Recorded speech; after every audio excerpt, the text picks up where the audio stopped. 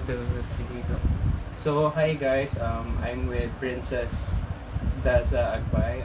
She's been working as a barista in Cafe Pedrista. So, hello Princess, magandang gabi sa sorry sa istorbo. So for the first question, how long have you been working in Cafe Pedrista?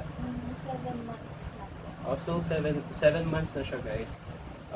So for the next question, Princess, ano yung challenges na na-encounter mo sa workplace industry mo? So, ano lang po, yung mga conflict po sa schedule, ganun, kasi depende rin po sa class namin kung magkakasa siya on that day. So, tumag-ano po siya minsan sa schedule namin. So mahirap pala talaga maging working student, no? Yes po. And for the last question, ano yung magiging advice mo para sa mga aspiring workers in the future? Huwag po silang matakot mag-take ng risk at saka mag-create po ng maayos na time management. Napaka-inspiring naman pala ni Princess for being a working student. So, yun lang naman yung mga tanong ko for tonight. Sorry sa istorbo. Thank you, Princess. Thank you.